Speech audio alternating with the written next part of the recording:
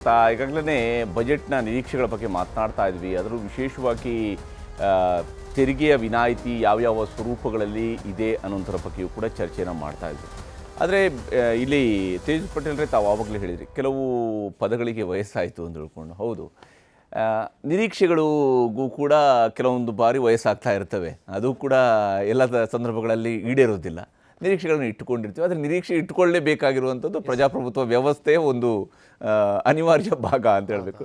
ನಮ್ಮ ಹಿಂದೆ ತಲೆಮಾರಿನವರು ಇಟ್ಕೊಂಡಿರೋ ನಿರೀಕ್ಷೆಗಳು ಕೂಡ ಕೆಲವೊಂದು ಸರ್ತಿ ಈಡೇರದೇ ಇರುವಂಥದ್ದು ಕೂಡ ಇದ್ದೇ ಇರ್ತವೆ. ಆದರೆ ರೈತರ ವಿಚಾರಗಳಿಗೆ ಬಂದಾಗ ವಿಶೇಷವಾಗಿ ಸರ್ಕಾರ ರೂಪಿಸುವಂತಹ ಯೋಜನೆಗಳ ಒಂದು ಭಾಗ ಆದರೆ ರೈತ ಸಮ್ಮಾನ್ ನಿಧಿಯ ಬಗ್ಗೆಯೂ ಕೂಡ ಚರ್ಚೆಯಲ್ಲಿದೆ. ಈ ಬಾರಿ ಅಲ್ಲೂ ಒಂದಷ್ಟು ಏರಿಕೆಯನ್ನು ಮಾಡಬಹುದೇನೋ ಅನ್ನೋಂಥದ್ದು. ಅಟ್ಲೀಸ್ಟ್ ರೈತರಿಗೆ ನಾವು ಕೂಡ ಈ ರೀತಿಯಾದಂಥ ಒಂದು ನೆರವನ್ನು ಕೊಟ್ಟಿದ್ದೀವಿ ಅನ್ನೋಂಥದ್ದನ್ನು ಹೇಳುವಂಥ ನಿಟ್ಟಿನಲ್ಲಿ ಇದರ ಅವಶ್ಯಕತೆ ಇದೆಯಾ? ಏರಿಕೆ ಮಾಡಿದ್ರೆ ಎಷ್ಟು ಏರಿಕೆ ಮಾಡಬೇಕಾಗತ್ತೆ?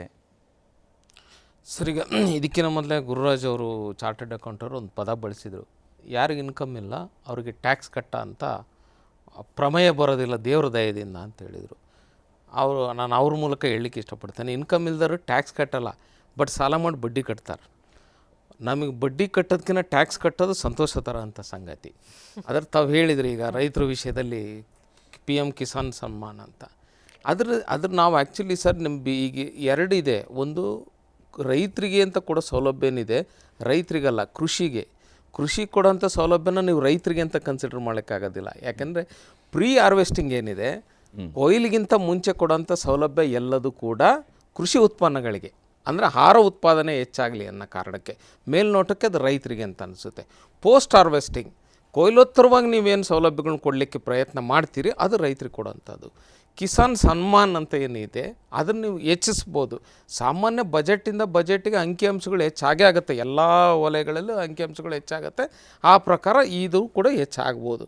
ಆದರೆ ಈಗ ಈ ಜನವರಿ 1ರಲ್ಲಿ ನೀವು ಕೇಂದ್ರ ಸರ್ಕಾರದ ನೌಕರರ ವೇತನನ ನೆಕ್ಸ್ಟ್ ಜನವರಿಯಿಂದಗೆ ಹೆಚ್ಚಳ ಮಾಡ್ತೀವಿ ಅಂತ ಈಗಲೇ ಘೋಷಣೆ ಮಾಡಿದ್ದೀರಿ. ಕಿಸಾನ್ ಸನ್ಮಾನನ ಎಷ್ಟು ಶೇಕಡಾವಾರು ಹೆಚ್ಚು ಮಾಡ್ತಾಯಿದ್ದೀರಿ, ಅಧಿಕಾರಿಗಳ ವೇತನನ ಎಷ್ಟು ಶೇಕಡಾವಾರು ಹೆಚ್ಚುವರಿ ಮಾಡ್ತಾಯಿದ್ದೀರಿ ಅನ್ನೋದನ್ನು ಎರಡನ್ನೂ ಟ್ಯಾಲಿ ಮಾಡಿದರೆ ನಿಮ್ಮದು ಪ್ರಯಾರಿಟಿ ಸೆಕ್ಟರ್ ಯಾವುದು ಅನ್ನೋದು ಗೊತ್ತಾಗುತ್ತೆ.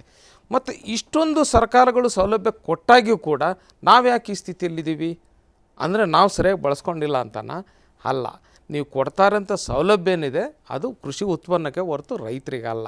ನಿಜವಾಗ್ಲೂ ಕಿಸಾನ್ ಸಮ್ಮಾನ್ ಅನ್ನೋದು ಆ ಪದಕ್ಕೆ ನಿಜವಾಗ್ಲೂ ಅರ್ಥ ಬರಬೇಕು ಅನ್ನೋದಾದರೆ ನಾವು ಗೌರವದಿಂದ ಬದುಕಬೇಕು. ನಾವು ಯಾವುದೇ ಬ್ಯಾಂಕ್ಗಳಲ್ಲಿ ಮತ್ತು ಅಲ್ಲಿ ಇಲ್ಲಿ ನಾವು ಸಾಲಕ್ಕಾಗಲಿ ಕ್ಯೂ ನಿಲ್ಲಂಥ ಪರಿಸ್ಥಿತಿಯನ್ನು ತಂದಿಡೋದಲ್ಲ, ನಾವು ಗೌರವದಿಂದ ಬದುಕಬೇಕು. ಆಗಲೇ ತಮ್ಮ ಚರ್ಚೆಯಲ್ಲಿ ಸ್ಟೂಡೆಂಟ್ ಒಬ್ಬರು ಹೇಳ್ತಾಯಿದ್ರು, ನಮಗೆ 9%, 7% ಇತ್ತಾಗಲೇ ಶೈಕ್ಷಣಿಕ ಬಡ್ಡಿ ದರ ಈಗ 11%ಗೆ ಹೆಚ್ಚಿಸಿದ್ರು. ಇದೆಲ್ಲ ಗ್ರಾಮೀಣ ಪ್ರದೇಶದ ಮಕ್ಕಳದೇ ಇದೆಲ್ಲ ಬಹುತೇಕ ಬೇಡಿಕೆ ಇರೋದು. ಸೊ ಎಜುಕೇಷನ್ ಲೋನ್ನ ನೀವು 0%ಗೆ ತೊಗೊಂಬನ್ನಿ. ಅಗ್ರಿಕಲ್ಚರ್ ಲೋನಿಗೆ ಕರ್ನಾಟಕ ಸರ್ಕಾರ ಈಗ 0% ಇದೆ, 0%ಗೆ ತನ್ನಿ. ಜೊತೆಗೆ MSPನ ಸ್ಟ್ಯಾಚ್ಯುಟರಿ ಮಾಡಿ. ಮತ್ತು ನಾನು ಇನ್ನೊಂದು ಹೇಳ್ತೀನಿ ರೈತ ಪ್ರತಿನಿಧಿಯಾಗಿ, ನಾವು ಜೀವಂತವಾಗಿಡೋದನ್ನ ಆಹಾರ ಅಂತ ಕರೆಯೋದಿಲ್ಲ. ನಾನು ಈ ವ್ಯಕ್ತಿನ ಅಥವಾ ಸಮಾಜನ ಜೀವಂತವಾಗಿಡೋದನ್ನ ಆಹಾರ ಅಂತ ಆರೋಗ್ಯವಾಗಿಡೋದನ್ನ ಮಾತ್ರ ಆಹಾರ ಅಂತ ಕರಿಬಲ್ಲೆ. ಈಗ ನಾವು ಆಹಾರಕ್ಕೆ ಒತ್ತು ಕೊಡಬೇಕಿದೆ, ಕೇವಲ ಉತ್ಪಾದನೆಗೆ ಒತ್ತು ಕೊಡೋದಲ್ಲ, ಆರೋಗ್ಯಕ್ಕೆ ಒತ್ತು ಕೊಡಬೇಕಿದೆ. ಅದಕ್ಕೆ ಸರಿಯಾಗಿ ನಿಮ್ಮ ಈ ಖರೀದಿ ಕೇಂದ್ರ ಅಂತ ತೆರೀತಾರೆ. ಅದು ಯಾವಾಗ ಭಾಳ ಕ್ರೈಸಿಸ್ ಇದ್ದಾಗ, ಮತ್ತು ನಮ್ಮ ಕೇಂದ್ರ ಸರ್ಕಾರ ನಮ್ಮ ಕೃಷಿ ಉತ್ಪನ್ನಗಳ ದರ ಹೆಚ್ಚಾದಾಗ ತಕ್ಷಣ ಇಂಟರ್ವೆನ್ ಆಗುತ್ತೆ, ಇಂಪೋರ್ಟ್ ಮಾಡುತ್ತೆ. ಆದರೆ ದರ ಕುಸಿದಾಗ ಯಾಕದು? ನೀವು ಷೇರು ಮಾರುಕಟ್ಟೆಯಲ್ಲಿ ಗೂಳಿ ಓಟ ಅಂತ ಅವಾಗವಾಗ ಕೇಳ್ತಾ ಇರ್ತೀವಿ. ನಮ್ದು ಯಾವುದಾದ್ರೂ ಕೃಷಿ ಉತ್ಪನ್ನ ಇದುವರೆಗೂ ಗೂಳಿ ಓಟನ ಎಂದಾದರೂ ಮಾರುಕಟ್ಟೆಯಲ್ಲಿ ನಮ್ಮದು ಗೂಳಿ ಓಟ ನೋಡಿದ್ದೀರಾ? ನಮ್ಮದು ಉತ್ಪನ್ನ ಜಾಸ್ತಿ ಓಡೋದು ಒಮ್ಮೆನೇ. ಒಂದು ಜೋರಾಗಿ ಮಳೆ ಬಂದಾಗ ಟೊಮೆಟೊಗೆ ಒಮ್ಮೆ ಬಿಟ್ಟರೆ ಒಂದ್ಸಲ ಈರುಳ್ಳಿಗೆ, ಆಮೇಲೆ ಅದು ಬಿದ್ದಾಗ ಯಾರೂ ಕೇಳೋರಿಲ್ಲ ಅದರದ್ದು. ಸರ್ ಟೊಮೊಟೊ 10 ರೂಪಾಯಿಗೆ 5 ರೂಪಾಯಿಗೆ ಬಿದ್ದಾಗ ಅದನ್ನು ಕೇಳೋರು ಯಾರೂ ಇಲ್ಲ. ಅವಾಗ ಯಾರು ಕೂಡ ಇಷ್ಟು ಬಿತ್ತಲ್ಲ ಅಂತ ಯಾರು ಅದಕ್ಕೆ ಕಣ್ಣೀರು ಸುರಿಸೋದಿಲ್ಲ. ಇಲ್ಲ ಸರ್, ಯಾರು ಅದ್ರ ಬಗ್ಗೆ ತಲೆ ಕೆಡಿಸ್ಕೊಳ್ಳೋದಿಲ್ಲ. ಯಾಕೆಂದರೆ ಆ ಸೆಕ್ಟರ್ ಏನಿದೆ ಅದು ಸರ್ಕಾರದ ಮೇಲೆ ಪ್ರಭಾವ ಬೀರ್ಲಿಕ್ಕೆ ಸಾಧ್ಯ ಆಗ್ತಾ ಇಲ್ಲ. ಆ ಕಾರಣದಿಂದ ಈಗ ಟೊಮೊಟೊ ಈರುಳ್ಳಿ ನೀವೇನು ಪ್ರಸ್ತಾಪ ಮಾಡಿದರೆ ಅದು ಎಂಥ ಬೆಳೆಗಳು ಅಂದರೆ ಕೆಲವು ಸಲ 1 ಕ್ವಿಂಟಲ್ಗೂ ಅದೇ ರೇಟು, ಕೆಲವು ಸಲ 1 kgಗೂ ಅದೇ ರೇಟು. ಆ ಥರದ್ದು ಬೇರೆ ಬೆಳೆಗಳಿಲ್ಲ. ಇದನ್ನೆಲ್ಲದನ್ನು ಎಷ್ಟು ಅಬ್ಸರ್ವ್ ಮಾಡ್ತಾರೆ ನಿರ್ಮಲಾ ಸೀತಾರಾಮನ್ ಅವರು, ಅದರಲ್ಲಿ ನಮ್ಮ ಕರ್ನಾಟಕದಿಂದ ಪ್ರತಿನಿಧಿಸ್ತಾರೆ. ಇನ್ನೆಲ್ಲ ಹೆಚ್ಚು. ಯಾಕೆಂದರೆ ರಾಷ್ಟ್ರದಲ್ಲಿ ನಮ್ಮ ಎಲ್ಲ ಇವರು ಆರ್ಥಿಕ ತಜ್ಞರು ಒಪ್ಬೋದು, ರಾಷ್ಟ್ರದಲ್ಲಿ 4 ಹೆಚ್ಚು ತೆರಿಗೆ ಕೊಡೋಂಥ ರಾಜ್ಯಗಳಲ್ಲಿ ನಮ್ಮದು ಒಂದು.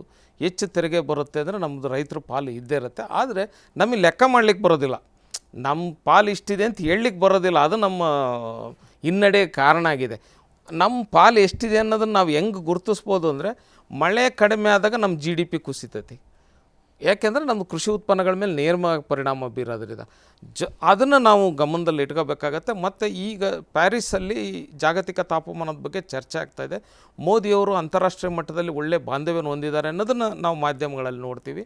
ಆ ದೃಷ್ಟಿಯಲ್ಲಾದರೆ ಈ ಕಾರ್ಬನ್ ಕ್ರೆಡಿಟ್ ಅನ್ನೋದಿದೆ, ನಾವು ಅದರಲ್ಲಿ ಎಸ್ಪೆಷಲಿ ಅಗ್ರಿಕಲ್ಚರಿಂದನೇ ಮಾತ್ರ ಆ ಜಾಗತಿಕ ತಾಪಮಾನ ತಗ್ಗಿಸ್ಲಿಕ್ಕೆ ನಮ್ಮಿಂದ ಕೆಲವು ಕ್ರಿಯೆಗಳಾಗ್ತಾಯಿದ್ದಾವೆ. ನಾವೇನು ಫಾರೆಸ್ಟ್ರಿ ಅಗ್ರಿಕಲ್ಚರ್ ಇರ್ಬೋದು, ಅಥವಾ ನಾವು ತೋಟಗಾರಿಕಾ ಬೆಳೆ ಇರ್ಬೋದು, ಇದಕ್ಕೆ ನಮಗೇನಾದರೂ ಬಜೆಟಲ್ಲಿ ನೀವು ಸಹಾಯ ಮಾಡಲಿಕ್ಕೆ ಸಾಧ್ಯತೆ ಇದೆ ಇನ್ನೋದನ್ನು ಕೂಡ ನಾನು ಗಮನಿಸ್ತಾ ಇದ್ದೀನಿ.